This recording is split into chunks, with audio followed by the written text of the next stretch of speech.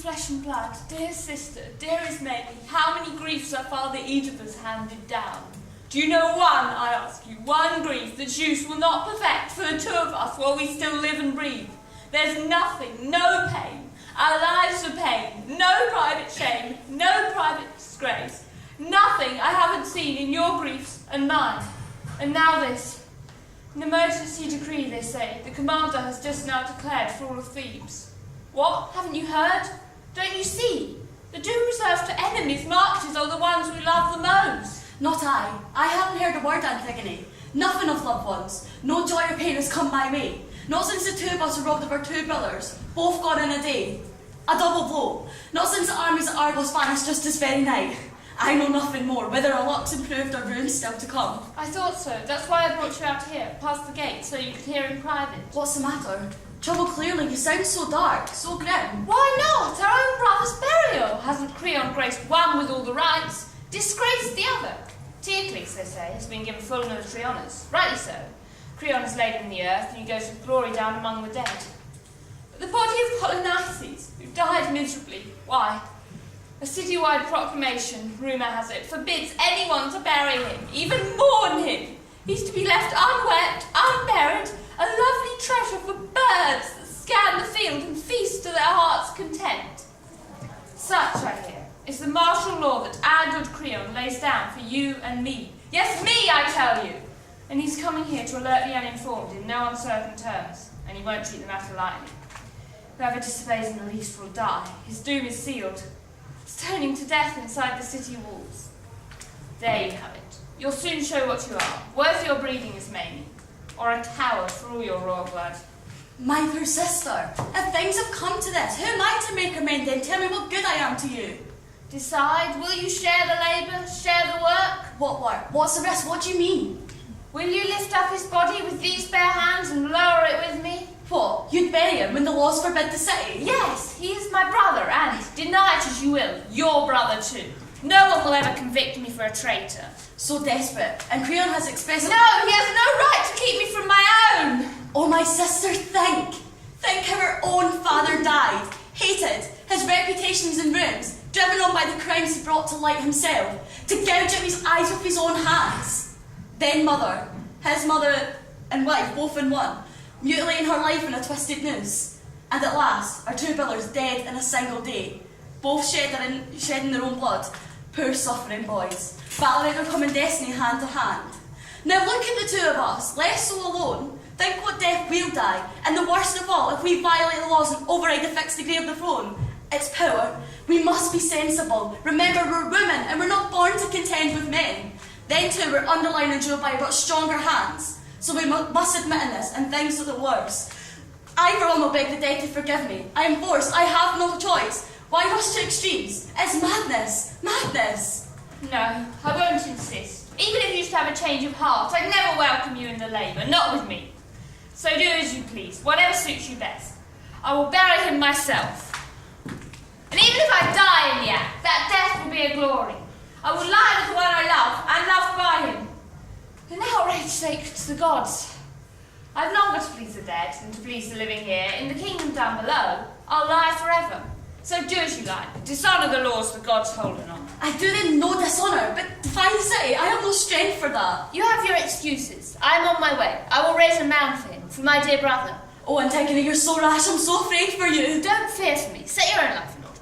Then don't at least blurt this out to anyone. Keep it a secret. I'll join you in that, I promise. Dear God, shout it from the rooftops. I'll hate you all the more for silence. Tell the world. So fiery and it ought to chill your heart. I know I please where I must please the most. Yes, if you must, but you're in love with impossibility. Very well then. Once my strength gives out, I will be done at last. You're wrong from the start. You're off on a hopeless quest. If you say so, you'll make me hate you, and the hatred of the dead by all rights will haunt you night and day. Leave me to my own absurdity. Leave me to suffer this dreadful thing. I will suffer nothing as great as a death without glory. Then go if you must. But wild as rational as you are, my sister, you're truly dear to the ones who love you.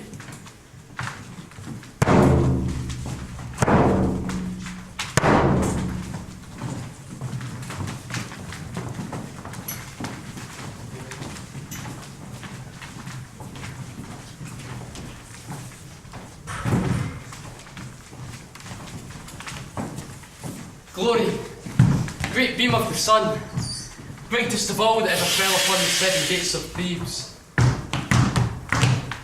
Great eye of the golden day, mountain Dercy's banks, you throw him back! The enemy at Vargos. The white shield. The man of bronze is flying headlong now.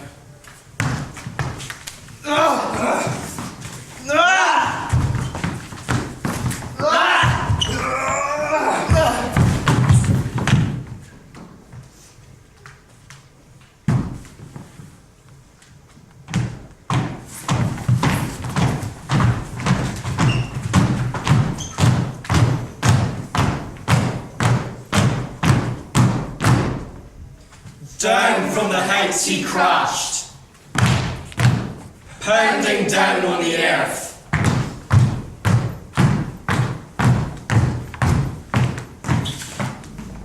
And a moment ago, blazing torch in hand, mad for attack, ecstatic.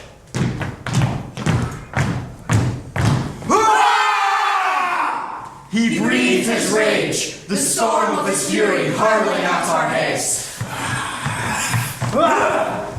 But now his high hopes have laid him low. And down the enemy ranks the iron god of war deals his rewards, his stunning blows. Ares, rapture of battle, our right arm in the crisis. Ho!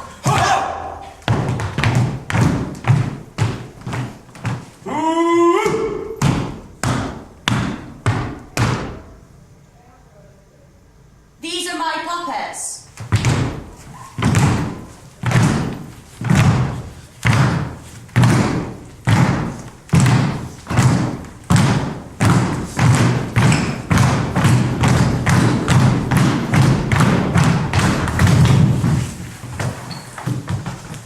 We worship our gods.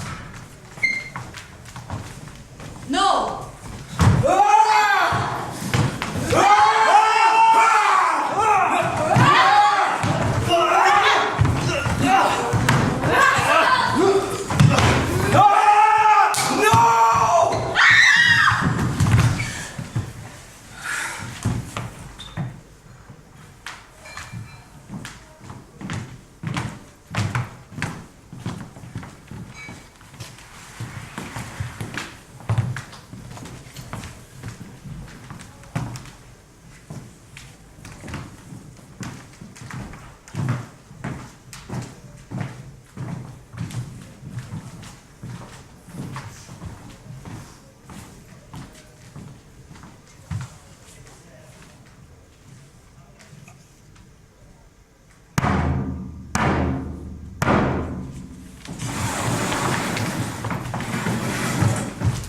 My countrymen, the ship of the state is safe. The gods who rocked her after a long, merciless pounding of the storm have righted her once more. Out of the whole city I have called you here alone. First, your undeceiving respect for the throne and royal power of King Laius. Next, while Oedipus steered the land of Thebes, and after he died, your loyalty was unshakable. Now you stood by their children, 2 sons, 2 blows of fate on the same day, cut down by each other's hands. Both killers, both brothers, stained with blood. As I am next to the kin to the dead, I now possess the throne and all its royal powers. Of course, you cannot know man completely, his character, his principles, sense of judgment, not to have shown his colours, ruling the people, making laws, experience. There's a test as I see it. Whoever assumes the task, the awesome task of setting the city's course, but refuses to adopt the soundest policies, but fearing someone, keeps his lips locked tight. He's utterly worthless, so I rate him now. Where I place a friend above the good of his own country, I have no use for him. He is nothing. Zeus, my witness. Zeus, who knows all things, always. I can never stand by silent watching destruction march against our city, putting safety to rout. Now remember this, our country is our safety. Only while she voyages true on course can we establish good friendships. Such are our standards, they make our city great. Closely akin to him, I proclaim the following decree to our people concerning the two sons of Oedipus, Edicles, who died fighting for Thebes, excelling all in arms. He shall be buried, crowned with heroes' honours. When the cups we pour to soak the earth shall reach the famous dead. But as his blood brother Polynices, who returned from exile home to his father's city, and the gods to his race, consumed with one desire to burn them root to roots, who first to drink his kinsman's blood and sell the rest to slavery, that man, a proclamation forbidding the city to dignify him with burial. Mourn him at all? No. He shall be left unburied, his corpse a carrion for the birds and dogs to tear, and uncertainty for sins to behold. These are my principles. Ever to my hands will the traitor be honoured above the patriot. But once he proves his loyalty to the state, I'll prize that man in death as well as life.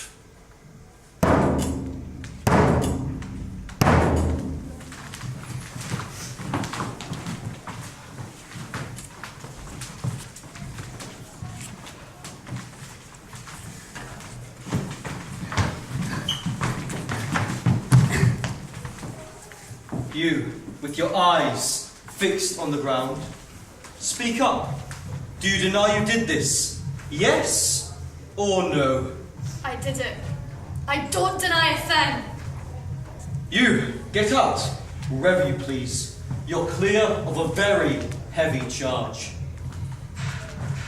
You, tell me briefly, no long speeches. Were you aware a decree had forbidden this? Well aware. How could I avoid it? It was public. And still, you had the gall to break this law! Of course I did. It wasn't Zeus, not in the least, who made this proclamation. Not to me. Nor did that justice dwelling with the gods beneath the earth ordain such laws for men. Nor did I think that your edict was with so force, that your edict had such force that you, could override the gods. The great, unwritten, unshakable traditions. They are alive, not just today or yesterday. They live forever, for the first of time, and no one knows when they first saw the light. These laws, I was not about to break them, not out of fear for some man's wounded pride. And face the retribution of the gods. Die I must, I've known it all my life. How could I go on without knowing, even without your death sentence ringing in my ears? For if I have to die before my time, I consider that a gain. Who on earth in a life of so much grief as I could find his death a wretched reward? For if I had allowed my own mother's son to rot, an unburied corpse, that would have been an agony. So if my present actions strike you as foolish, let's just say I've been accused of folly by a fool. Like father, like daughter. Passionate, wild. She has not learned to bend the knee before adversity. No, believe me, the stiffest stubborn wills fall the hardest, the toughest iron, tempered in the white-hot fire. You'll see it crack and shatter first of all. Oh, and I know spirited horses you can break with a light bit. Proud, rebellious horses. There's no room for pride, not in a slave. Not with the lord and master standing by. This girl's an old-handed insolence. What she done it, when she overrode the edicts we made public. The insolence, twice over, to glory, laughing, mocking us to our face with what she done. I am not the man, not now. She is the man. If this victory goes to her, and she goes free. Never. Sister's child or closer in blood than all my family clutched on my altar worshipping guardian Zeus. She'll never escape. She and her blood sister. Yes, I accuse her sister of equal part in scheming this burial. Bring her here. I saw her inside, gone to pieces. It never fails. The mind convicts itself in advance when scoundrels are up to no good, plotting in the dark. Oh, but I hate it more when a traitor, caught red-handed, tries to glorify his crimes. Creon, What more do you want than my arrest and execution? Nothing. Then I have it all. Then why delay? Your moralising repels me. Every word you say, pray God it always will. So naturally, all I say repels you too.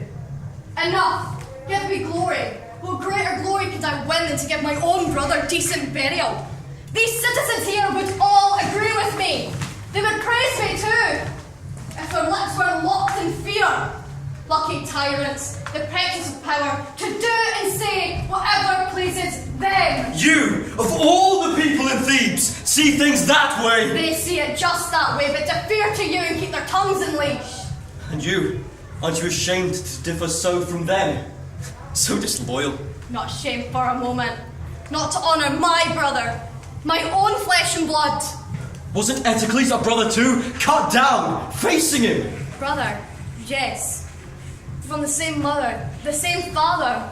Then how can you render his enemy such honours, such impieties in his eyes? Eteocles will never testify to that. He will, if you honour the traitor just as much as him. But it was his brother that died, not some slave. Ravaging our country. But Eteocles died fighting in our behalf. No matters. Death belongs to the same rights for all. Never the same for the patriot and the traitor. Who, Creon? Who on earth can say the ones below don't find us pure and uncorrupt? Never.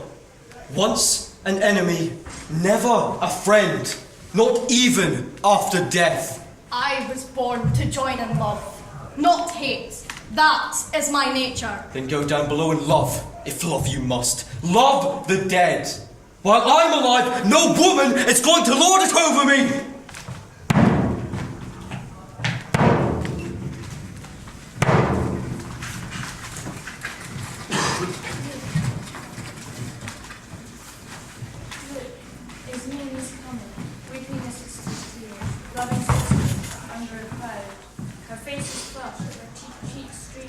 Sorrow puts her lovely radiance in the dark.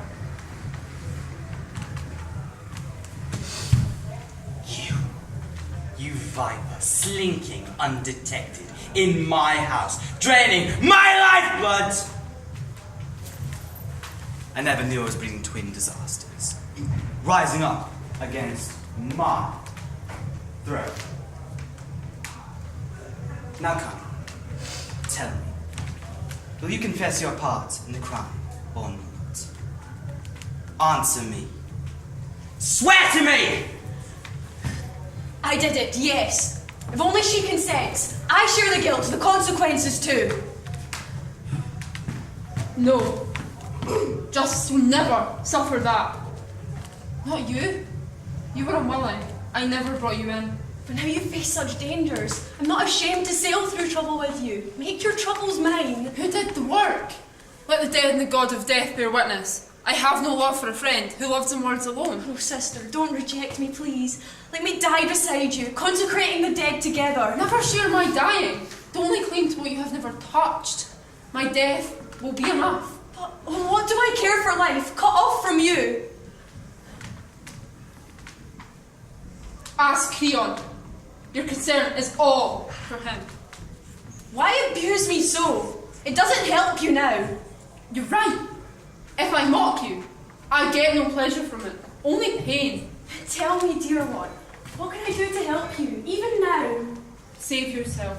I do not grudge you your survival. No, denied my portion in your death. You choose to live. I choose to die. Not at least without every kind of caution I could voice. Your wisdom appealed to one world, mine another. But look, we're both guilty, both condemned to death. Courage. Live your life. I gave myself to death long ago, so I might serve the dead. They're both mad, I tell you. The pair of them. One's just proven it. The other one's been that way since she was born. True, my king. The sense we were born with cannot last forever. Commit cruelty on a person long enough and the mind begins to go. Yours did! When you chose to commit your crimes with her! How can I live alone without her? Her? Don't even mention her. She no longer exists. What? You'd kill your own son's bride? Absolutely. There are other fields for him to plough. Perhaps, but never as true, as close a bond as theirs. a worthless woman for my son.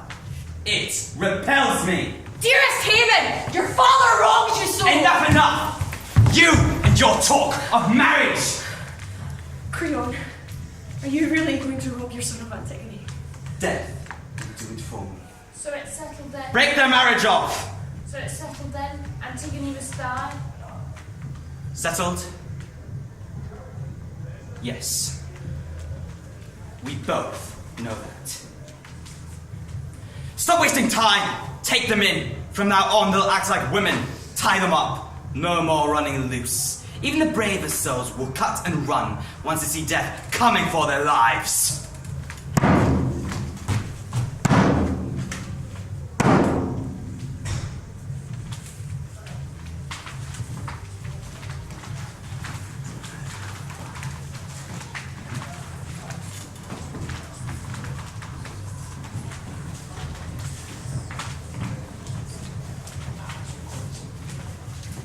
Blessed, they are truly blessed.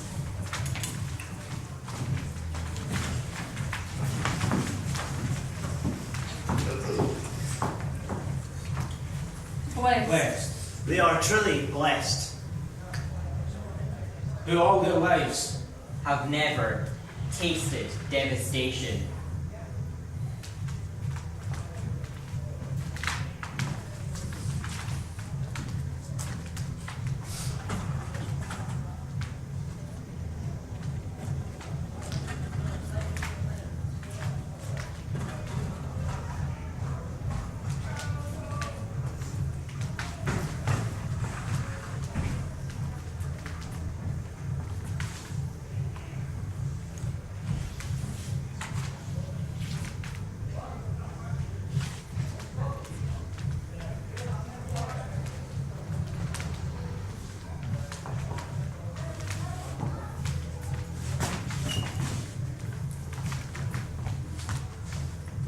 Fathers, once the gods rocked a house to its foundations.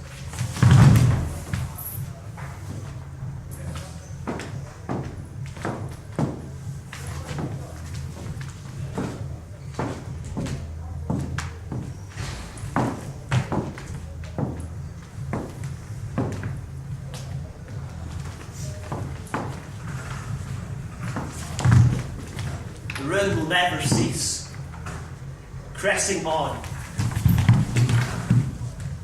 and on. From One generation on throughout the race. Like a great mounting tide, driven on by savage northern gales. Surging Over over the black depths. boiling up from the bottom dark heaves of sand.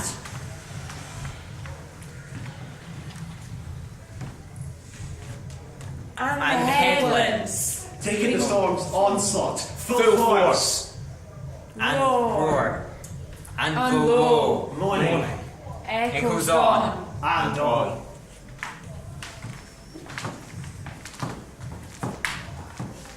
Here's Haman now.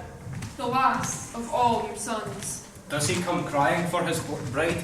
His doomed bride Antigone. Bitter at being cheated of their marriage.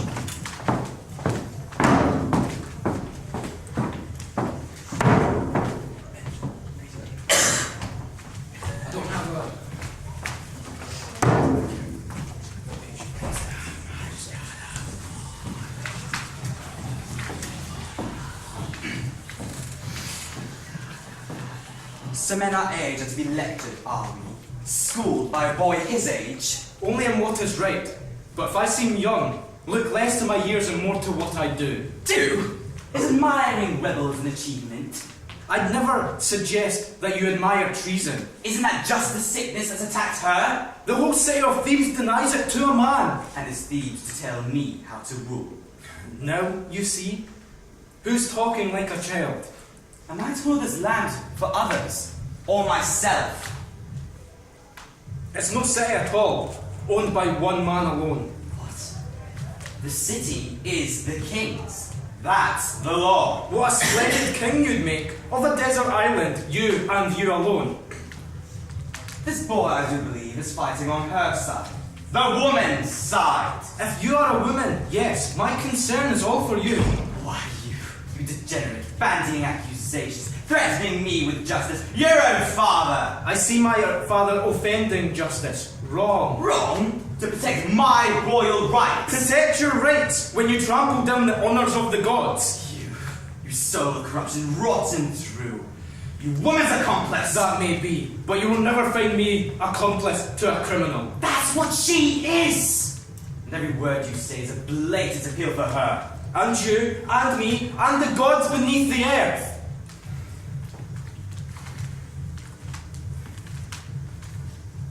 You'll never marry her. Not while she's alive. Then she will die. But her death will kill another. What? Brazen threat, you go too far. What threat? Combating your empty, mindless judgments with a word?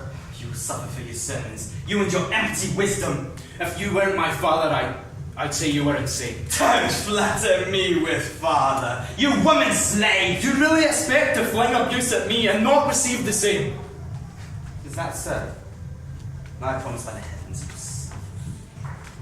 Insulting, threatening me. Bring her out! The hateful. She'll die here, now, in front of his eyes, besides her groom. No, she will never die beside me. Don't delude yourself, and you will never see me again. Never set eyes on my face again. Rage your heart out. Rage with friends who can stand the sight of you.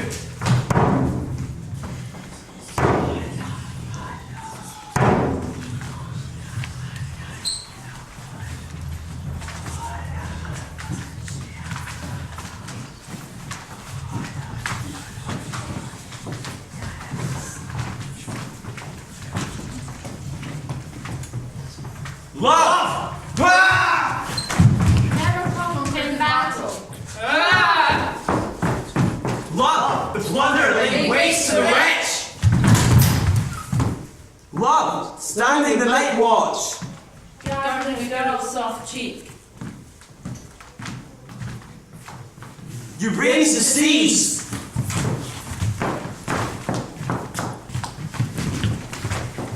The shepherd steadings off in the wilds. Not even the deathless gods can flee your onset. Nothing human born for a day. Whoever feels your grip is driven mad! Love! You wrench the mind of the righteous into outrage!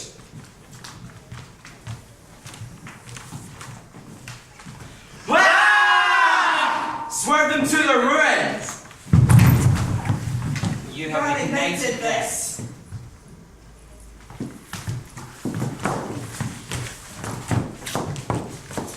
This kindred strife. Father and son at war! And love alone the victor. Warm glances of right triumphant, Burning with desire.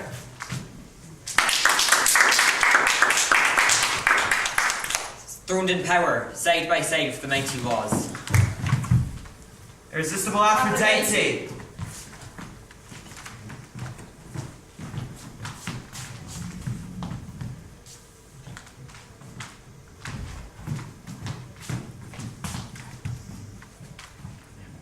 Never conquered. Marcus on your scorn.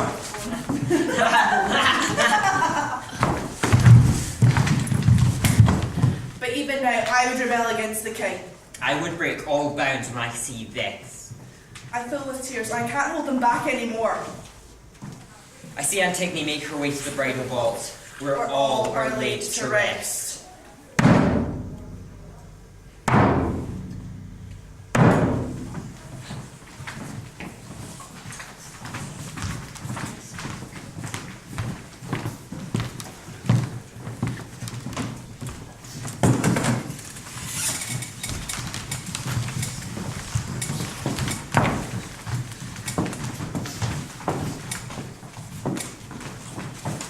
No!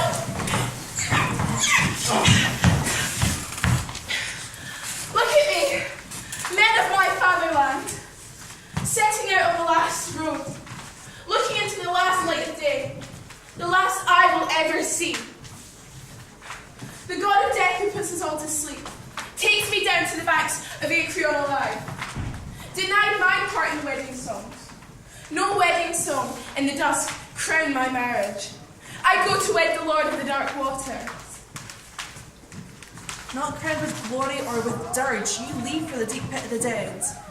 No winning illness laid you low, no stroke of the sword. Alone to yourself, no mortal like you. You will go alone to the halls of death, alive and breathing. But think of Niobe. Well, I know her story.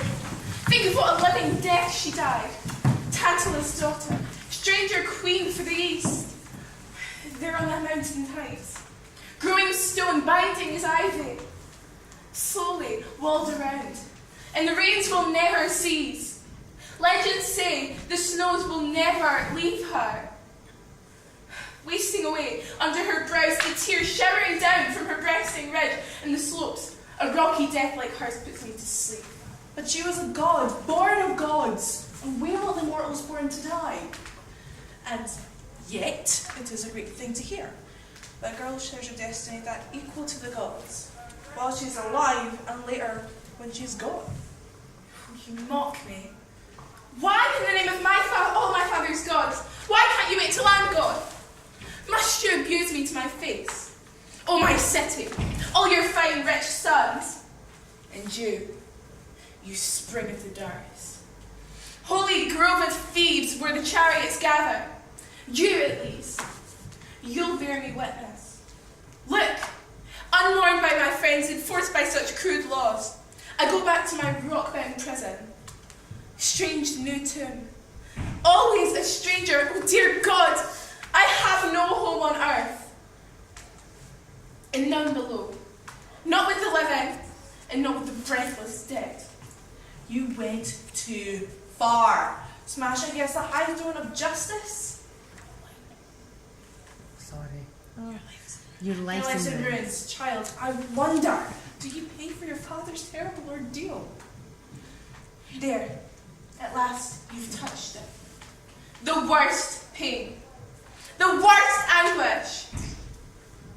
Raking up the grief of your father 3 times over. From the doom that struck us down, the brilliant house of Laius. Oh, mother, your marriage bed. The coiling horrors, the coupling there.